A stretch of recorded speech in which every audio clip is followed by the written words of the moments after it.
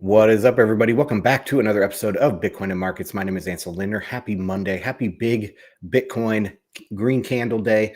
That is Monday, so fundamentals report day. Bitcoin fundamentals report is the most comprehensive Bitcoin newsletter. It comes out every Monday. It's free over on bitcoinandmarkets.com. So let's just jump into it and get over into a review of what's happening for Bitcoin. Very big bullish news today on all fronts. We're going to cover it all, go into a price analysis, look at some macro stuff, look at Bitcoin mining, everything. Very, very comprehensive newsletter. And again, it's free over on bitcoinandmarkets.com. If we click into it, I just had some fun with this thumbnail today here. Michael Saylor on the Wall Street Bull. So it's kind of funny. Okay, snapshot of Bitcoin weekly trend. We are in a breakout. Of course, we're going to cover the price in depth here in the price section. Media sentiment is very positive. Really, you'd be hard pressed to find anything negative except for those perpetual Bitcoin bears or Bitcoin skeptics that you find out there on X. Really, none of them are going into the mainstream media to talk negatively about Bitcoin right now. It is just too dang strong. Network traffic is steady. We'll take a look at mempool and all that. Mining industry expanding. It's more expanding in acquiring a Bitcoin and doing convertible, convertible bond issuances and buying Bitcoin rather than adding hash rate. But we will look at the difficulty in hash rate too. Price section. Over 100,000. I'm not going to say that it's six figures for good here, but if it's feeling like a good breakout is coming. What is the price right now? Let's take a look. 106. So got as high as 107, almost 108. And yeah, I think the next leg is here. I just tweeted out this morning right before we broke out, actually, on some of the technical analysis saying, I think this is the time for the next leg. And about an hour later, it did break out. But we are almost 10,000 on the week, Monday to Monday, that is, not a weekly candle, 9.5%. Market cap, 2.095 trillion.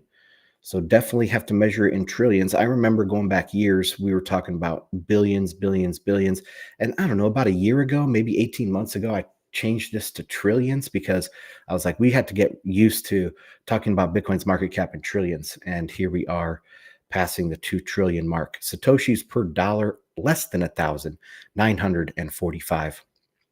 And one Finny, that's an easy denomination of Bitcoin. There's a lot of conversation going on out there about denominations of Bitcoin. This has obviously been going on since the very beginning. But now people want to rename sats to Bitcoin. I think that's completely silly. Sats are like cents. It's very good denomination. I say just leave it at sats. But hey, let's add a Finny. Right in the middle of the decimal place is 1/10,000th of a Bitcoin. That's $10.56. Previous difficulty adjustment was yesterday, 4.4%. Next estimated adjustment is hard to say, but right now it's going negative. So I just said -1 in 13 days, -1%. Mempool, 113 megabytes. That's down a little bit actually from last week, ever so slightly. But well, we'll talk about the mempool when we get there. There's some interesting stuff going on in the mempool. Fees for the next block, 74 cents or 5 sats per virtual byte. Of course, fees are highly, if you're new to Bitcoin and you're finding this podcast and you're finding my newsletter for as part of your introduction to Bitcoin, fees are they vary very quickly. So it could be 74 cents right now, and it could be $5 in an hour from now. So at the time of writing, it was 74 cents, and that's 5 sats per virtual byte. The way we measure that is a Satoshi, and they charge the fees in virtual bytes, how big your transaction is in bytes. So if the fee is 5 sats per virtual byte, it comes out to 74 cents. And if you want to save time and wait an hour, it's not going to save you any money. Save time. If you plan to be less urgent with your transactions, allow it to go for an hour or so before it gets confirmed. Usually you can save a small amount on your transaction fee, but right now you can't do that, 74 cents as well. Lightning Network, I've been tracking this for a long time. I kind of feel like stopping to track this. When I was filling this out today, I was like, man, why do I still track this? Because it just makes me kind of negative about the whole thing. The capacity on the Lightning Network in Bitcoin went down 2% week over week, almost 100 Bitcoins. Now, in dollar terms, it went up. I think it's over $500 million on the Lightning Network in Bitcoin terms. But in dollar terms, but in Bitcoin terms, it's continuing to go down. And it's just kind of makes you depressed when you think about the Lightning Network was supposed to be this great scaling solution for Bitcoin. And it's just, there is no demand for it right now. Channels as well, 0.5% fewer channels out there. So that's the update for the Lightning Network. Let me zoom in here a little bit. All right, so after this snapshot of Bitcoin, let me just take a break here and say, hey guys, I'm live streaming on YouTube, Rumble, Twitter, and Telegram. Telegram is the main community. You can find all those links in my pinned tweet. Most of the time, people watch this live on Twitter, so if you are over there, jump over to the YouTube and Rumble, like, comment, subscribe. It's easier to interact with the live chat as well, to put your comments and questions below. But okay. Let's jump into the headlines. MicroStrategy, it's top of the headlines once again this week. I think this is the third week in a row that they have been at the top. I just included his tweet here. They acquired another 15,000 Bitcoins for 100,000 per Bitcoin and up to 439,000 BTC total.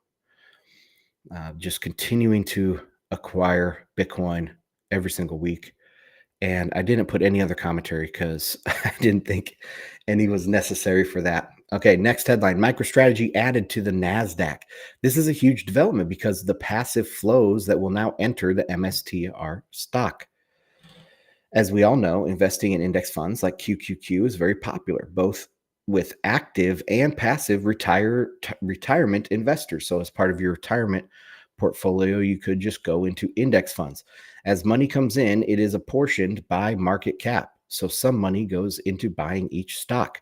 This will add passive daily buyers to the Bitcoin, the MSTR stock. In addition, MSTR will have to be bought by QQQ for its initial weighting. So this is actually ETF. And right now, oops, typo here. Right now, they don't have any MSTR. So if they're going to add this to QQQ, they're going to have to do an initial buy, right? And right now that would be 0.43% of their entire market cap. That's a lot. That's their initial weighting that they're going to have to go for. So adding MSTR in initially is going to be a huge buying pressure for the stock. And I think that's one reason why MSTR went, I saw it today, it had gone down slightly, or it didn't keep up with Bitcoin, because I think they're really pushing right now at the money stock offerings so that they can put that into buying Bitcoin. So they're using this addition into the NASDAQ to buy more Bitcoin. It just never stops with them. Theoretically, this move will allow MSTR to issue more shares and buy Bitcoin with it instead of being dilutive. So I added this in for any newbies that have found the newsletter. Instead of being dilutive, this action is actually accretive, meaning that each time MSTR sells shares at a premium, they can turn those new shares into extra Bitcoin, or they can raise more cash than the Bitcoin diluted. After each time they issue more shares, each share represents more Bitcoin. So that is why it's accretive. As they issue more shares, they're worth more Bitcoin. It's amazing. And that will continue until the premium disappears. But being added to NASDAQ, that premium is even more secure now. So it's going to continue. All right, next headline. Martin Shkreli shorts Michael Saylor. This is pretty funny. It's not really that big of a story, but I like both of these guys. I think they're both pretty smart guys. And but Shkreli is doing ad hominem investing here. If we watch this video, which we can do in just a second, he is shorting MSTR because Michael Saylor is off-putting. That's really the only reason he uses. But okay, let me make sure this is turned up, and we're going to play this. By the way, I'm short MicroStrategy too, which has been a little painful, but fun nevertheless. This is like gotta end poorly, right? I think Saylor's insane. I think he's just drunk on, this is like big bubble, and there's just no way this could end well. And his last company, the same exact thing happened. He just sort of, went gaga, and the biggest Bitcoin bulls aren't as bullish as him. Like he's so out there, and it's not credible. Like he's not a good advocate for Bitcoin. And okay, so the other company that he was thinking of was MicroStrategy. So I guess MicroStrategy had a big, .com bubble. It burst, and now it's back to all-time highs. It's actually, from what I understand, the largest, recovery from something that sold off like 99.9%, and then it recovered. So MSTR has been a complete reversal. But you can see that he's just doing this as like betting against Michael Saylor, and not anything about the strategy, not anything about the company. It's just, I don't think that's a smart way to invest, but hey, he's putting skin in the game and shorting MicroStrategy, so can't hate on him for that. Okay, next story. Here we go. Is FASB accounting rule change for Bitcoin. The Financial Accounting Standards Board has introduced new guidelines requiring companies to measure Bitcoin assets at market value on their balance sheets. So this is not a new thing. I want to say it was like April or something of this year that this came out, and people could have adopted it early, but the deadline is December 15th. So now they are going to be holding Bitcoin on their balance sheets at market value. How does this differ? Well, previously companies accounted for Bitcoin as indefinite-lived intangible assets, recording them at historical cost, so whatever you bought them at, less impairment. This approach only recognized decreases in value, not allowing for adjustments when the asset's value increased. The new standard mandates that these assets be measured at fair value, with changes reflected in net income each reporting period. The ability to reflect both increases and decreases in the value of Bitcoin may encourage more companies to have a Bitcoin strategy and hold it on their balance sheets. So there you go. That was a huge headline. Next up, and I'll check comments after we get through the Bitcoin headlines, then we'll hit macro and then price. Okay, Russia, Japan, and Texas all have Bitcoin reserve bills introduced, and Texas does belong in this group, okay? Texas is the 8th largest economy in the world, taken by itself. So the Overton window is smashed wide open. The red underlying economies have or are debating starting a Bitcoin reserve. Perhaps in 2025, a majority of global GDP will be backed by a Bitcoin reserve. That's a pretty big statement. But here we go. United States, Japan, Texas down here, Russia, and Florida. Florida already owns some Bitcoin. So that's why I said have or are debating starting. So all of these countries are looking at a Bitcoin reserve. And if the United States does it, Japan's going to do it. Russia's going to do it. All of these countries are going to end up doing it. So, okay. Here's another headline. Japanese lawmaker makes push for strategic Bitcoin reserve. And funny enough, his name was Satoshi. Satoshi Yamamoto or something, or Yamamata. Some legislator over there in Japan. And this one is, this one is the headline for Japanese. This is another headline here for the Russian Duma, taking a look at Bitcoin reserves as well. Okay, Trump confirms Bitcoin reserve plans. Not to be left out of the headlines, Trump confirms Bitcoin reserve plans in a brief interview with Jim Cramer. And this is after, when he was ringing the NASDAQ or the New York Stock Exchange opening bell. We're going to do something great with crypto because we don't want China or anybody else, not just China, but others are embracing it. And we want to be the head or the leader. That's all he really said. But there was another interview that I saw, or who was it? Jack Mallers went on Tim Pool and was talking about, hey, that he has it on, from good sources that Trump is going to be day one using what's it called? Now I can't even remember the name of it. Anyway, there's what is the name of that fund? Oh boy, but there's $200 billion that stabilization fund, emergency stabilization fund, and the president can use that at their discretion, basically to stabilize the markets. The treasury can use that to stabilize the markets, and of course, the treasury is under the president. So they're on or via Jack Mallers sources, they're looking at doing that on day one, using part of that 200 billion to start the Bitcoin reserve. Huge news in that regard. Okay, let's take a look at the comments if there's any out there. Sir Satsalot, what's going on? Oh, I like the wizard. LMAO. Raven Rebels. Bitcoin over 100K in euro. Nice. Yes. It has now, the only one that hasn't crossed of the major currencies for that 100K mark is the pound. I'm not sure exactly what it's at right now. Let me see. BTC.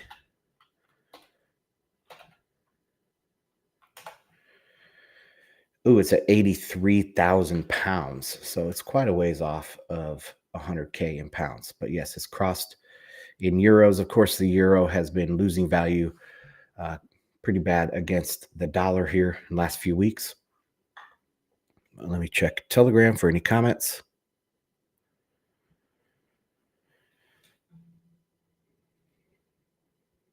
I am not seeing any. Okay. Let's get back this show back on the road.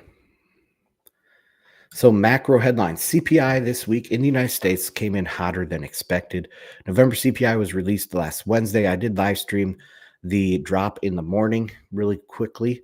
But anyway, headline was 0.31% versus 0.26% expected. So, I mean, in the same ballpark, but it was a surprise to the upside. Core, the same, 0.31% versus 0.27% expected. So just slightly higher, right? Nothing crazy. It's not continuing to drop right now, but the trend is still intact. The slow decline trend is still intact. Of course, the instant CPI showed any small rise month over month, people go bananas about reacceleration. They also bring up this chart that I have repeatedly debunked. So you can see the dotted line is 1970s CPI and how it reaccelerated up. And then the blue line is current CPI. But it's misleading. It's misleading. So I wanted to debunk this a little bit. One last time, I'll go in and debunk this. So notice the different vertical axes above. So these aren't the same. They're not, it looks the same here, but they're trying to deceive you. They're trying to deceive you a little bit with this. The current CPI axis on the left and the 1970s is on the right. That is not totally dishonest because it is labeled. However, putting them on top of each other does build an expectation for our brains to find a pattern. So if they didn't put this on top of each other and they put it on the same axis, our monkey brains would not see this pattern nearly as clearly as it's here. So perhaps it doesn't match, and our monkey brains tell us this is matching. So let's take a look at it if we put it on the same axis over here. So you can see right here, this hump doesn't really exist. This hump in white does exist, but this hump right here does not exist. It's flat. COVID makes it look maybe like a hump, but it was just COVID. And then it shot up because of COVID. Andrea Steno had a good chart out there today. I think I posted it in Telegram, and it showed how if you just take goods inflation, so not services, just goods, and you chart it out, it's flat. Then you have COVID, it jumps up to a new higher level, and it's flat. And it's been flat for a long time. So it was COVID. It was a supply chain disruption that caused this increase in prices. And that's what we have seen. And that's what this orange line tells us as well. There is no hump. It's flat with COVID, overreaction, and now back to flat again. It has nothing to do with this 1971 thing. The only reason why there is a similar kind of shape to these two is because of the way the year over year functions. It's a rolling 12-month sum. That's all the year over year number is. It's actually a derivative or additive, whatever, I don't know what the term would be, a cumulative of the month over month. So really the month over month is what you care about or should care about. And the year over year is just a cumulative of the last 12 months. And so if you have a brief period of price increases, it's going to look like this.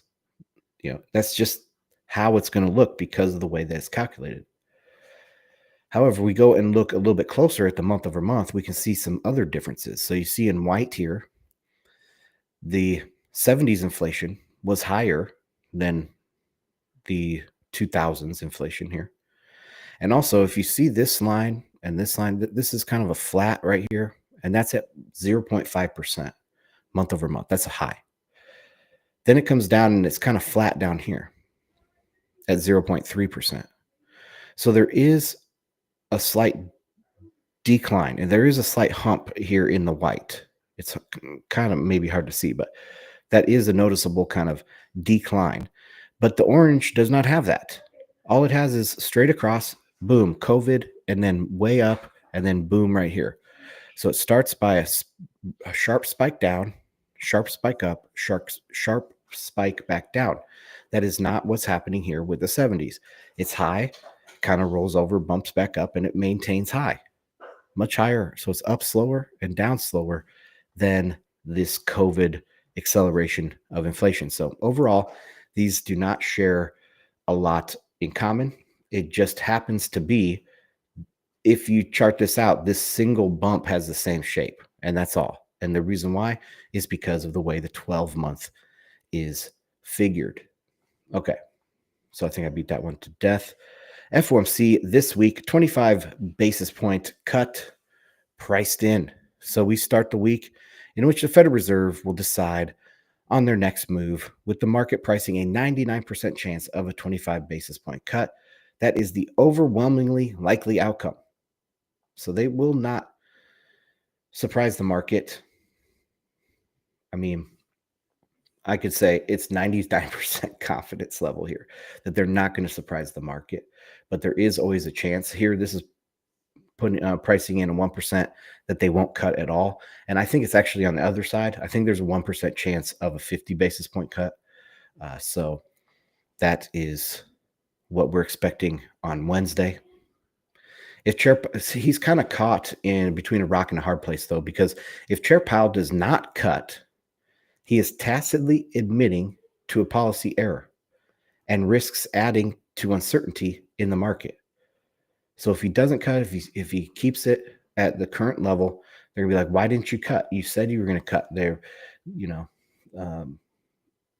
Why would you change your policy? Oh, because something changed in the market. Uh-oh, what happened? What's changed? Oh, inflation is there's more uncertainty in the market, and they don't want to do that. They just want to stick with the tick-tock of the cutting down 25 basis points at this point. So if he doesn't cut, it's a tacit admission of a policy error. Despite all the bluster from the mainstream media and my opinions of the Fed not doing anything mechanical, I think the Fed is acting in good faith. So a lot of people, think that the Fed has nefarious purposes, or they're doing something political, like maybe they're doing something political with the 50 basis point cut in September. Not really. I think they're just acting in good faith, doing what they can, but they don't really do anything mechanical. That's the problem. So they are attempting to appear accommodative. Appear is the main word here. They're attempting to appear accommodative. Steady cuts portray confidence, and they hope that will psychologically support the market. So everybody seems to be cutting rates right now. China is doing massive stimulus. The European economy is falling off a cliff as well. They're cutting. The Swiss National Bank came out and did a 50 basis point cut. Canada's cutting. Everybody's cutting around the world. Okay. We're going into some sort of recession, some sort of global economic slowdown. And the US is not going to be exempt from that. So they're going to continue to portray confidence with steady cuts. And they're attempting to psychologically support the market. So that's how I would explain it. But you guys can join me Wednesday, 2 p.m. Eastern for that drop of the policy decision, and we'll discuss everything there. Okay, next headline. Chinese government bond yields collapse. And we can take a look at this. Just saw this on X from, who was it? Kyle Bass. And you can see this just falling off a cliff here. Remember the interest rate fallacy. As rates are falling, that means money's getting tight. That means they're having some sort of liquidity crisis over there right now, and everyone's rushing for safe and liquid assets. And so they rush into bonds, government bonds. And yeah, so this looks like there is some sort of real-time crisis happening over there in China. Now, they aren't as wide open and free-ranging as the United States. And so we might not, they might be able to manage it. They're definitely not reporting on it. So they might be able to manage it and just kind of sweep it under the rug and disallow any sort of defaults. But there is a major, major crisis happening over there in China right now. So this is not how healthy markets behave. The yields on Chinese government debt tell us something major is happening over there, despite the carefully managed reporting in their financial media. We do hear about unprecedented government stimulus that is being primed, but still don't have those plans in action yet. The reason for the delayed rollout is worry about their currency. If they do massive government fiscal stimulus, their currency will bear most of the cost. And so you can see this. Weaker yuan is going higher, stronger yuan is going lower. They are approaching a breakout point. And if they do this massive stimulus, the yuan is just going to weaken. And the reason why that's bad is because right now with the shift towards deglobalization, trade wars, and tariffs, they don't have a consumption base. So they literally cannot support their economy with their own consumers. They don't have enough consumers. And so what happens to the consumer when you add on some inflation, you add on some depreciation, devaluation of their currency? The domestic demand is going to decline even more, right? And so they're stuck.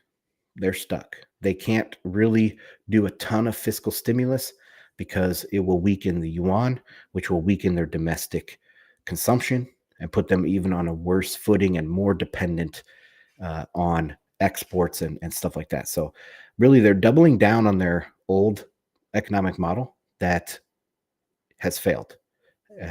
It didn't fail for a long time. It was really good for a long time. But right now, this global situation has changed, and export-led economy is not going to be able to work from here on out, for the next generation. So they're kind of screwed. They're kind of figuring this out, and we will see where it goes from here. Okay, that's it for that. Let's go on to price. But let me check comments if there's any. 300 people watching. What's going on, guys? If you're watching over on X, please jump over to the YouTube and Rumble. The links are in my pinned tweet. And you can like, comment, subscribe over there. Much easier to do the live chat on YouTube or Rumble.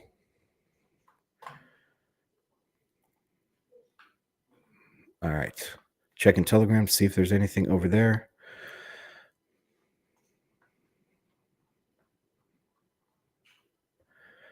Scrolling down, not seeing anything. All right. Let's get on with the show then. Let's go on to price. So price Big day for Bitcoin, last 24 hours. So last week I said my base case for last week would remain consolidation along the October 2023 pattern. While price had broken 100K by last Monday, we were waiting for price to really take off on the next leg higher. Well, we got continued consolidation, and then it looks like we have our breakout. So happy Monday. We are currently beginning the next leg of this bull market. This will probably be the last time I use this chart pattern from October 2023. I simply use it here to show the earlier breakout relative to back then, just as predicted for weeks. So let's go to the live chart instead of this one. So right now we're showing 106, almost even. And it looks good. There's a couple things here that I'll point out on the other charts on the report. But this is no dips. No dips allowed. All dips are bought up as people are stacking MSTR, Riot, Mara, Tether, Metaplanet, all of the other people that are just stacking all dips, market makers for the ETFs, etc. No dips are allowed right now, and this is going to go up for the foreseeable future over the next couple weeks. So let's get back into the report. This was a very clean technical breakout, meaning it made sense from a technical analysis perspective, with a rising wedge into a previous high followed by a breakout and retest. So if we look at this, you can see this previous high. We have an ascending wedge into the breakout. We had a breakout and a back test of the breakout and the previous high, and now we went higher. So this is textbook breakout right here. The reason why I say that is because some people are out there and they always claim manipulation of the price. For example, they either claim that the big banks are manipulating the price, BlackRock is manipulating the price, Tether is manipulating the price, but really, I mean, this is textbook technical analysis, so there's no real evidence at all of tampering with this price. You could not make that a better, just market-driven process right there.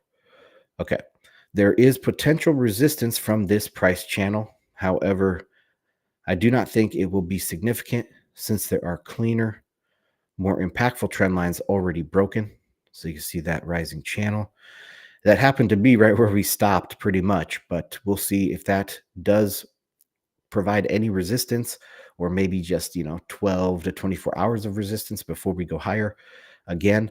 But that was the one level that I saw in writing the report today, that kind of the last ditch effort for resistance there. Bitcoin is not overbought on the daily RSI, meaning it has room to rally another 10 to 20% or so before any particular worry about the next slowdown. So RSI down here, you can see just barely breaking 70. This can go all the way to 90 very easily on the daily. So there is plenty of room. It has definitely cooled off in this upward consolidation, and we have plenty of room to rally for the daily chart. However, when we zoom out to the weekly, RSI is elevated. It is currently at 80, which is not an extreme, but should be considered elevated, resulting in an increased risk of correction.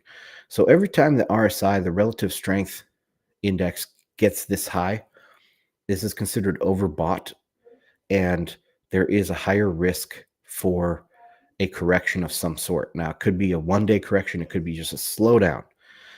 It could be Bitcoin drops 10% in 2 days, and then it recovers in the next 2 days.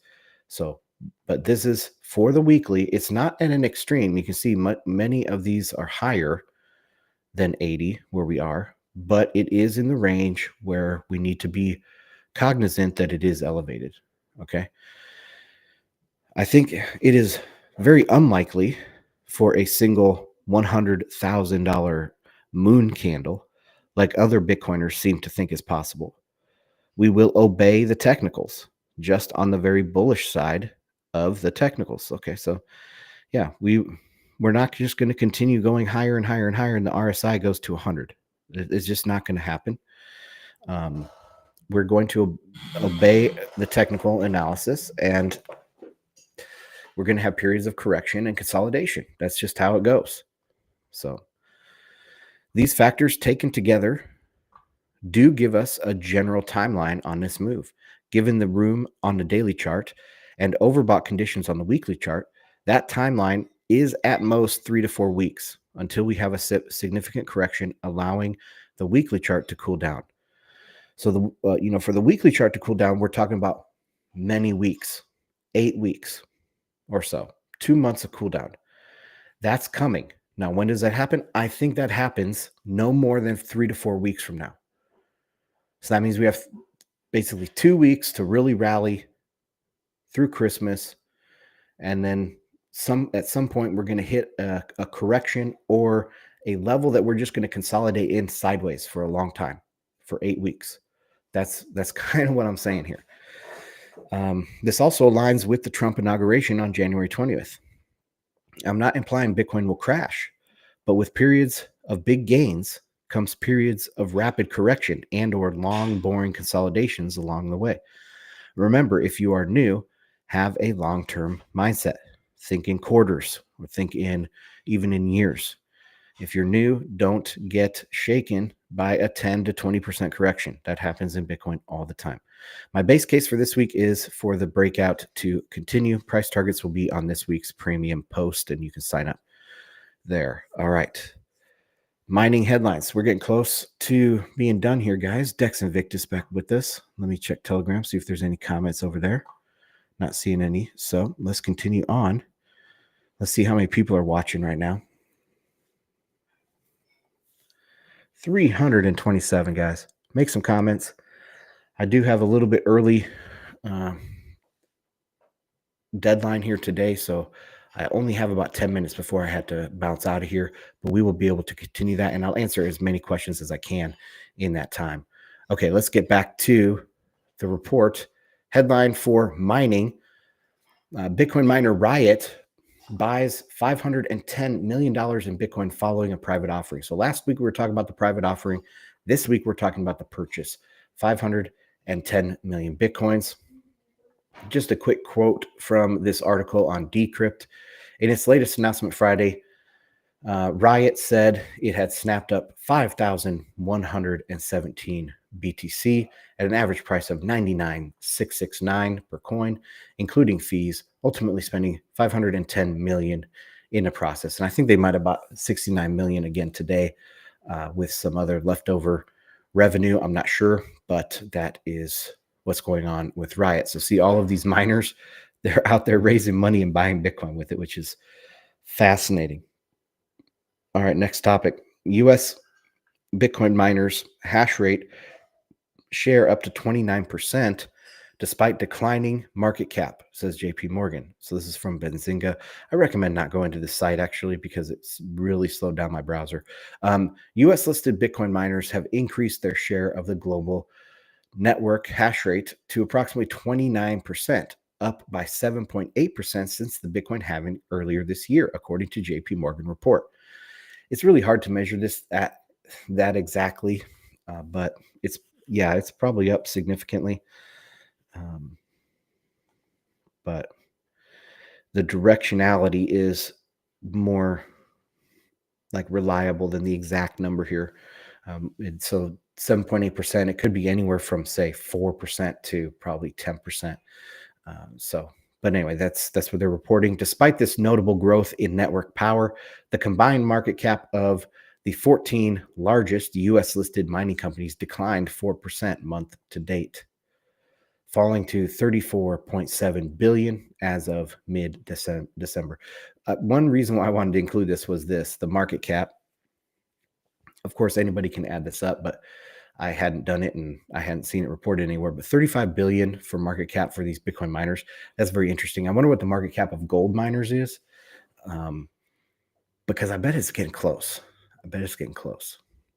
All right, next one, hash rate and difficulty. Hash rate has not spiked, but maintained at the higher end of its recent range over the last week, causing network difficulty to jump 4.4% yesterday. This is a strong adjustment. I want to remind you that we have not seen a corresponding reaction from the miners to the recent price spike. So Bitcoin has gone to 90 and to 100 and now to 107. And there's really no big reaction in hash rate, but we'll take a look real quick. That means that hash rate is underperforming price for the time being. And you can see going back into November, Bitcoin is rallying this whole time. And the hash rate really it's choppy, but it's sideways for the most part. Okay, mempool. Mempool has not increased this week, but there are some transactions building up in slightly higher fees. In the first chart below, I've removed the 1 to 2 sats per virtual byte transaction fees. You can see the next layer, 3 to 4 sats per virtual byte, light purple and rising. So again, I've taken out the lowest fee layer. You see that second lowest fee layer is rising over the last week. So that's interesting. But if you put it all together, you get very flat. So the white line is the number of transactions, and it is very flat overall. But that is how the mempool is evolving right now. All right, and nothing to report significantly from the layer 2. So let's go back up to the top, and I'll take a look at any comments. What is this thing here? We'll get off of that. We'll take a look at Michael Saylor. Okay, nothing from YouTube or Rumble or Twitter. Nothing from Telegram. Okay, guys, well, let me check out 334 people watching. Thank you guys for joining me. Hope you had a good start to your week. My name is Ansel Lindner. This is Bitcoin and Markets, free Bitcoin fundamentals report. You find that on bitcoinandmarkets.com. And that's going to be it for today. Hope you have a good start to your week, and I'll see you on the next one. Bye.